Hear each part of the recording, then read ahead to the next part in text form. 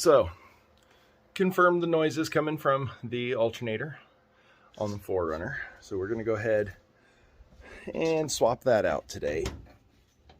Shouldn't be too hard, I think. Yeah, this is also the one with the toasted Super Start battery. Luckily it is within warranty.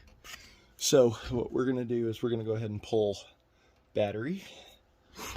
Swap. We're gonna go ahead and pull battery out, pull everything off, take it into O'Reilly, get it warranted because it's definitely bad. I got the printout from on it yesterday from my machine. And then we are also going to dive in down here and pull the alternator. Not my favorite job, and I'm kind of tired of doing it, but problem with these trucks is the alternator's mounted on the bottom and they're essentially mud magnets. So what are you gonna do? Anyway, I'm gonna jump in, get on that real quick, and see what I can get videoed from this angle, but let's get at her. All right. Sorry I didn't film it. Taking my battery out is a lot different than your stock standard 4Runner, so I didn't really want to confuse anybody by showing the routine for getting it out of my truck. So anyway, moving on to the bone stalker stuff. We've got alternator right down here. She's roasty toasty. It's putting out just fine, but the belt is just absolutely screaming because it's probably caked with mud internally. So this little top bolt is the pivot. So what we're going to want to do, and that is a 12 millimeter. So we're going to go ahead and just hit it. Just regular old socket. Oops, I dropped you. Sorry, guys. Just gonna pop it with a regular old socket. We're gonna take that top bolt out, and that's going to allow everything to move out of the way. We'll just slide the belt off. I don't think I'm gonna replace the belt just yet. If it's still loud whenever I do after the swap, then I may go back and just flip it out, but I don't want extra work because it's 20-something degrees outside today. So anyway, we're gonna pop that top bolt, and then we'll get under the bottom and show you what you got to take down from underneath. So count to 10, and we'll be right back. All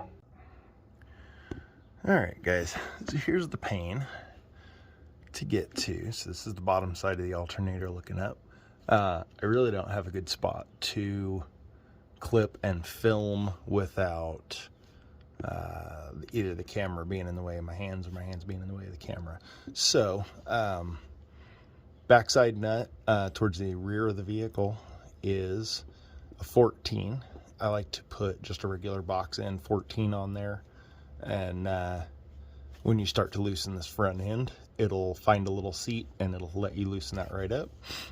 If not, a small pair of vice grips clipped onto the back. The only problem is you don't really have a lot of extra room around it to really be clipping and maneuvering vice grips, but it is definitely an option. I do that quite a bit. Just needle nose vice grips, pinch the back, and then the front is a 14 millimeter bolt, and pretty much all you've got to do is back her out until that nut falls off, and then you can reach up with your other hand and sort of cradle the alternator while you jiggle, and that bolt will slide right out.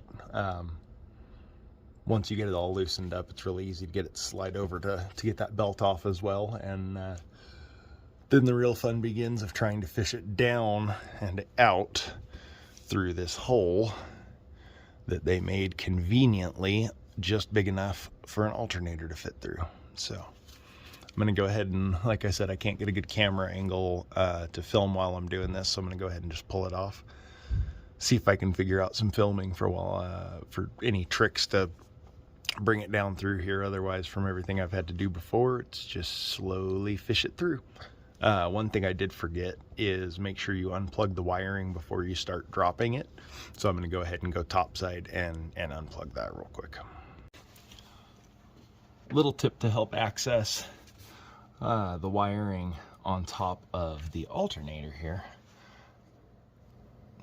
is go ahead and get underneath loosen the big main bottom bolt so that it will want to free spin free, and then loosen your top at your adjusting lever, and that way you can reach in and push that alternator all the way back, and that's going to reclock everything where it's much easier to get to the top nut.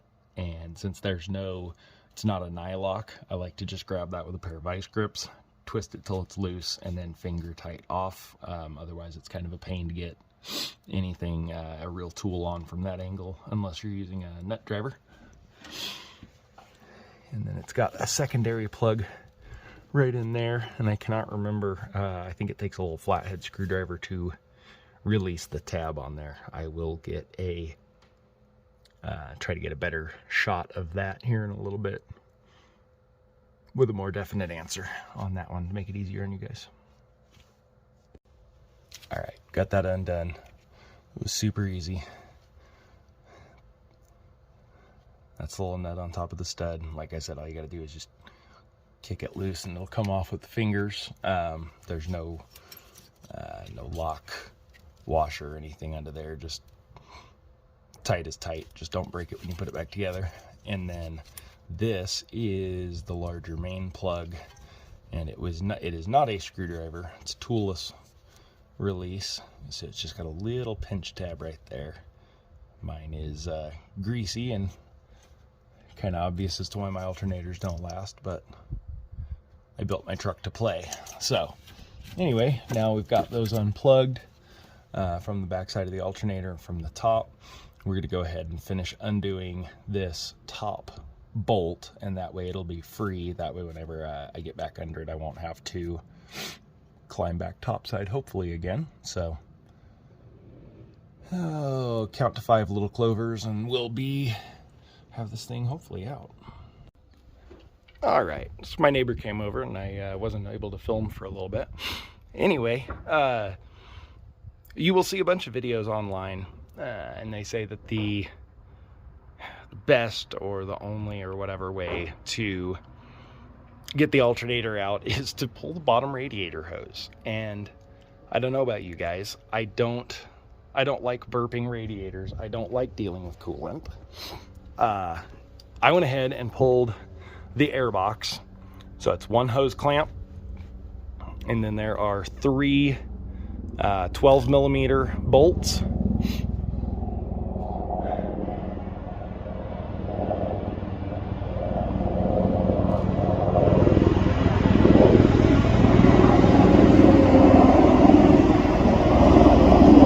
Everybody stop for helicopter. Anyway, 3 12 millimeter bolts, and it completely pulls the air box out of the way. And at that point, the alternator just comes right out. You just bend this hose, kind of flex this hose out of the way, flex that hose out of the way, and it pops right out through the top. No harm, no foul. Do not pull your lower radiator hose just to swap a stupid alternator. The other key would be, if you are out mobbing along in the desert, alternator dies, you switch the one out of your spares box, you're not gonna have to deal with coolant in the middle of the desert. So just get used to pulling those 3 bolts, popping your air cleaner box out, get to it that way. Thank me later.